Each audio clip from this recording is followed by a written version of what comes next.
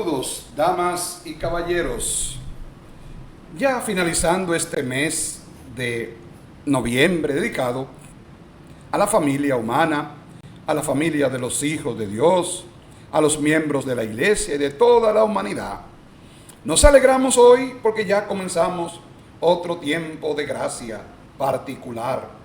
4 semanas para que nos preparemos interiormente y actitudinalmente al gran misterio de la Navidad. Hoy, en este primer domingo de Adviento, todo impresiona. La lectura del profeta Isaías, el grande que aparece siempre en este tiempo, es uno de los oráculos más característicos del gran maestro del siglo VIII antes de Cristo. Era un hombre de Jerusalén, de familia acomodada, sacerdote quizás, de cultura refinada. Su pasión por Jerusalén, en el fondo, una pasión por Dios. El Dios que se adora en el templo. Cuando el profeta habla del templo, de los sacrificios, de las ofrendas, entiende que eso ante Dios no vale apenas nada. Y eso que no era un irreverente, y su vocación la describe en el templo en Isaías capítulo 6.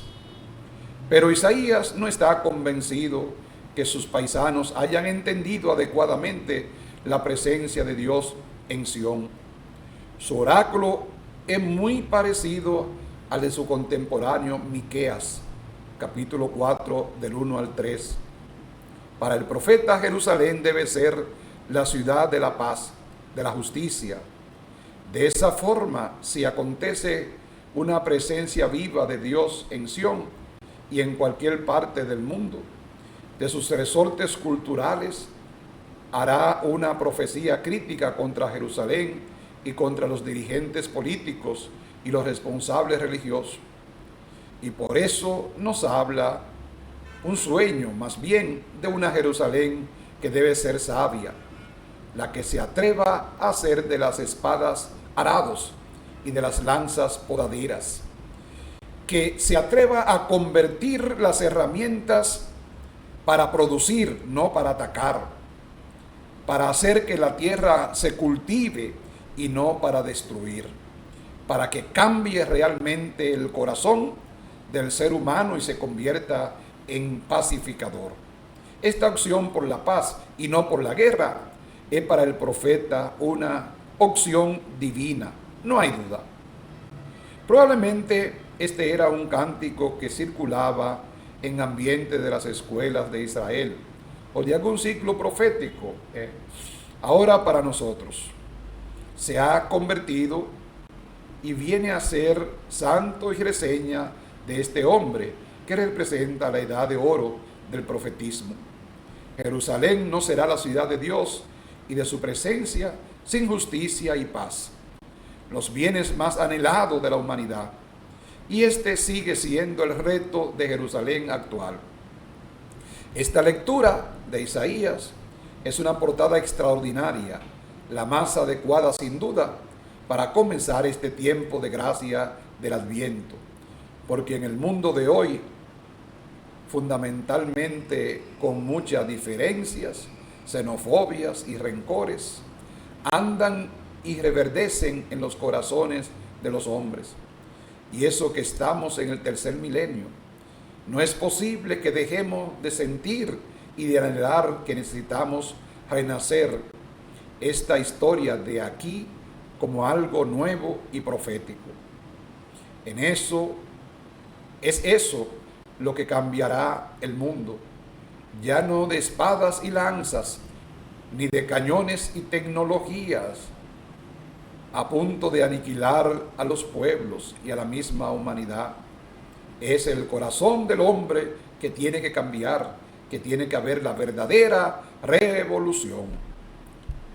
La lectura que hoy escuchamos de Romanos capítulo 13, del 11 al 14, nos invita el apóstol a llenarnos de Cristo. Dentro de la sección que hoy escuchamos de la carta a los romanos, no podía faltar un apunte sustancial a la dimensión escatológica de la vida cristiana, poniendo en guardia sobre la espera del día del Señor, que fue algo imprescindible en la experiencia de la salvación de Dios. El apóstol describe en antítesis lo que se vive en este mundo y lo que debe ser el anhelo y la esperanza de lo que, sintiendo la salvación de Dios en Cristo, todavía deben hacer historia en este mundo. Con la metáfora de contrastes entre la noche y el día, entre la luz y las tinieblas, se expresa esas realidades escatológicas. ¿Qué hay que hacer? El apóstol lo expresa con una imagen sin precedente: revestirse del Señor Jesús, que no es algo insustancial o externo, como pudiera parecer. Más bien es colmar nuestra interioridad de la vida del Señor Jesús. Así se debe vivir en la historia. El texto es una llamada de Pablo a salir de la vida sin sentido que vivimos tantas veces. Diríamos que las armas de la luz en este caso son la justicia y la paz. Y revestirse del Señor Jesús es vivir en el proyecto del Evangelio. La carta más importante de Pablo, por muchos motivos, nos ofrece los elementos éticos de la vida cristiana. Pero no es solamente una exhortación moralizante, sino una invitación a una vida más radicalmente cristiana. Revestirse de Cristo es toda una expresión teológica. Cambiar de rumbo en la existencia de planteamientos.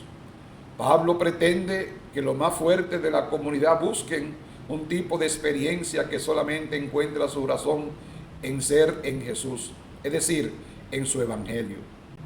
No olvidemos que estas fueron las palabras que leyó San Agustín cuando tomó el libro que había en la casa, en el que se había fijado en el narrador de la vida eremítica de Antonio en el desierto.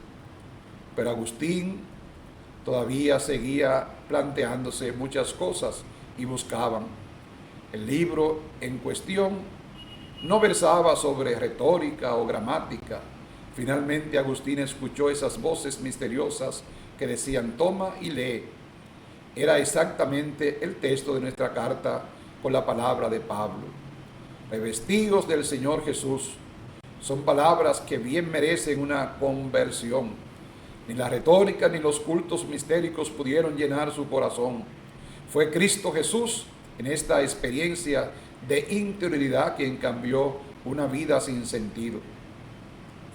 El Evangelio de Mateo, capítulo 24, 37 al 44. Vigilancia y discernimiento, un binomio que nos hace a todos bien. En el Evangelio que hoy leemos, en el ciclo de Mateo que comienza hoy, nos ofrece un pasaje del último discurso de este evangelista, de los 5 que estructuran su obra, que en realidad es el equivalente a Marcos 3, conocido como discurso apocalíptico. De alguna manera se quiere hacer una misunión con el penúltimo domingo del año litúrgico, y que en el Adviento parte de la experiencia de una historia gastada, agotada, y apunta a una esperanza nueva, inaudita. La esperanza de un Salvador que traiga luz, justicia y paz a los hombres. Un juicio sobre nuestras acciones. Un discernimiento más bien es algo que está presente en la proclamación profética y que cobra tintes más dramáticos en los profetas de tendencia apocalíptica.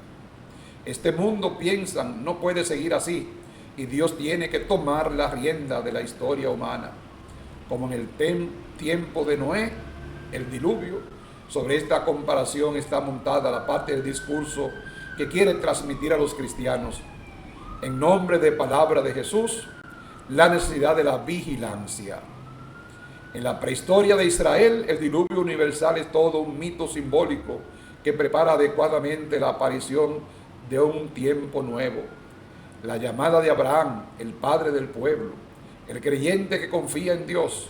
Los 11 primeros capítulos del Génesis narra cómo la humanidad busca su identidad al margen de un Dios creador. Está a punto de perderse por la maldad y la arrogancia. Parece como si la obra que había salido de la mano de Dios hubiera perdido su sentido. Los hermanos no se respetan, se matan, y la humanidad se pervierte, perdiendo su chispa divina. La historia o narración del diluvio, no obstante, pone como símbolo un resto que puede garantizar un futuro mejor. Es evidente que nuestra historia necesita ser siempre renovada. Eso es lo que buscan los hombres de todas las religiones y tendencias. Y eso es lo que se propone también con este tipo de discurso, producto de una mentalidad apocalíptica que no es más característica que Jesús, sino más bien una comunidad como la de Mateo, en la que permanecen muchas concepciones del judaísmo. La llamada a convertirse, llamada a recomenzar, porque siempre es posible recomenzar para el ser humano. Los animales u otros seres vivientes no pueden nunca recomenzar. Les es imposible, pero el ser humano sí.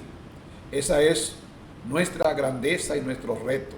Es algo que Dios ha puesto en la entraña misma del ser humano, que sacó de la nada o de la tierra, si queremos usar el símil bíblico del Génesis 2. Así sucedió en tiempo de Noé, después del diluvio. Así sucedió también en tiempo de Abraham, tras lo de la torre de Babel.